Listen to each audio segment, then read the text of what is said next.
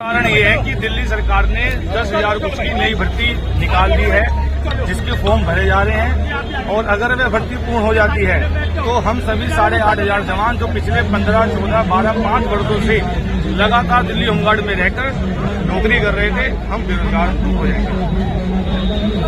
और हमारी दिल्ली सरकार और एलजी से यही मांग है कि आप नई भर्ती को तुरंत रद्द करें और हमारे ही 15, 14, 12 साल के एक्सपीरियंस को, नौकरी को एक्सपीरियंस से बरकरार रखा है। हमें आगे हमारी 60 वर्ष की उम्र तक नौकरी करने का मौका दें, क्योंकि हम सभी स्वस्थ हैं, हम सभी ठीक ठाक हैं। हमारे अंदर अभी कोई ऐसी दिक्कतें नहीं आई है कि हम नौकरी करने के काबिल नहीं है।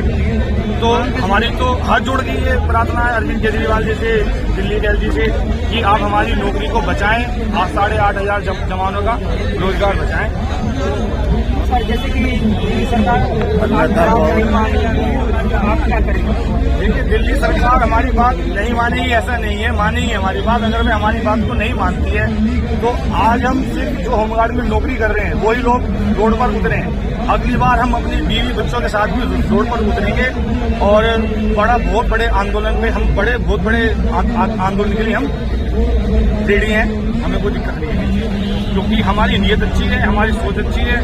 हम कोई गलत मांग नहीं कर रहे हैं, हम सिर्फ इतना कह रहे हैं कि जैसे हम नौकरी कर रहे हैं ऐसे ही नौकरी हमें करनी दी जाए। हम तो PSI या 40,000 सैलरी कर दो हमारी, हमें ये दो वो, हम कुछ भी नहीं मांग रहे।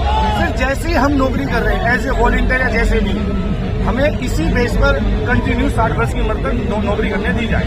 सिर्फ इतनी छोटी सी एक मांग है। अगर दिल्ली सरकार एलजी इस छोटी सी मांग को भी नहीं मान सकते तो फिर वह दिल्ली के मुख्यमंत्री बनने लायक नहीं है।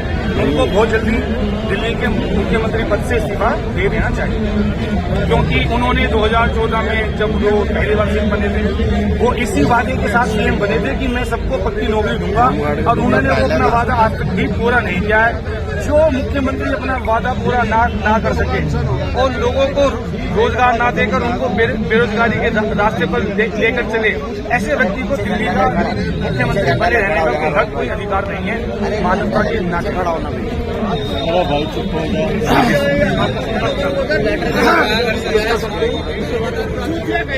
नमस्कार साथियों, मेरा नाम धर्मेंद्र माझी है, मैं दिल्ली होमगार्ड का एक स्वयंसेवक हूँ। साथियों, जैसे कि आप सभी को पता है कि आगामी सरकार ने अभी भर्तियां निकाल दी है। सरकार की भर्ती से हमें कोई तकलीफ नहीं है, हम सरकार की भर्तियों का समर्थन करते हैं। परंतु एक गुजारिश है, निवेदन है कि 1942 के बाद, 1962 के बाद दिल्ली होमगार्ड की जो आबादी रही, ये जो स्ट्रेंथ रही, वो 10,285 है, जबकि आबादी दिन प्रतिदिन बढ़ती गई। आज की आबादी हमारी 2.5 करोड़ के आसपास है, जबकि स्ट्रेंथ बढ़ानी चाहिए।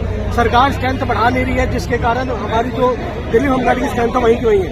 हम सरकार से कहते हैं कि जो अभी स्ट्रेंथ जो चल रही है या जो अभी भर्ती चल रही है वो एज इट इज चलती रहे, कोई दिक्कत नहीं है। जो आबादी है, जो होमगार्ड की जो बंदे हैं उनको बढ़ा दिया जाए, स्वयंसेवकों की संख्या 25,000 कर दी जाए, और जो चल रहे हैं उनको एज इट इज चलने देना चाहिए। क्या वो दिल्ली होमगार्ड के विभिन्न डिपार्टमेंट में जो कार्य कर रहे हैं, चाहे वो लेडीज में काम कर रहे हैं, थाने में काम कर रहे हैं, उन सभी को चलने देना चाहिए। आखिर किसी की थाली को लेके अब किसी को आगे परोस रहे हैं, ये बुद्धिमानी का काम नहीं है। हमारी सरकार से एक मात्र निवेदन है कि हमारी रोजी रोटी को छीन कर हमें बेरोजगार करके सरकार किसी और के पास अगर रोजगार दे रही है तो ये बहुत अच्छा कार्य नहीं करे। सरकार से एक निवेदन ये है कि जिनका रोजी रोजगार चल रहा है उनका रोजी रोजगार चलता रहे, और भर्तियां निकाले, हमें कोई तकलीफ नहीं है। इस भर्ती में भी हमारे साथ छल किया गया है। हमें बोला जाता है कि 25% का आपका रिजर्वेशन दिया जाएगा, जबकि जो एक्स सर्विसमैन है जो कि हमारे डिपार्टमेंट के नहीं है, जिन्होंने 7-8 साल नौकरी किया है, उनको तो सरकार कह रही कि आप 10 मिनट में फिजिकल आप कर सकते हैं, और उनके लिए 10वीं पास का ऑप्शन रख दिया है। लेकिन जो इस डिपार्टमेंट के अंदर जो 14, 15, 20 साल से जो कार्य कर रहे हैं, उनको मात्र कोई रिजर्वेशन नहीं, मात्र दिखावे के लिए रिजर्वेशन 8 नंबर दिया गया है, जो कि गलत है। दूसरी बात, यहाँ पे जो 14 साल की नौकरी कर रहे हैं उनको तो कहते हैं कि 12वीं ही आपको करना है, और जो 8 साल 7 साल जो फौजी की नौकरी करके आए उनको आप 10वीं पास कर रहे हैं। यहाँ पे गलत है। यहाँ पे जो ग्रेडिंग सिस्टम है वो भी गलत है। यहाँ पे जो टेक्निकल मैन है वो भी सरकार से निवेदन करूंगा कि कितने भी जब आप फौजियों को 10वीं पास कर सकते हो, होमगार्ड है जिन्होंने 14 साल सर्विस की है उनको भी 10वीं पास में कम से कम एक ऑप्शन रखा जाए। दूसरी चीज, जो टेक्निकल ट्रेडमैन की जो भर्ती है उसमें पहले जो कारपेंटर, इलेक्ट्रीशियन, फर्नीचर कारपेंटर जो भी थे उनमें नंबर दिए जाते थे, नहीं दिए। इस बार जो हायर एजुकेशन के नंबर थे, जो पोस्ट ग्रेजुएट थे, उनके नंबर थे, वो नंबर नहीं दिए गए। जो अपने फिजिकल ऑन टाइम कर लेते थे वो भी नंबर काट दिए गए। तो इस चीज का विशेष ध्यान देना चाहिए।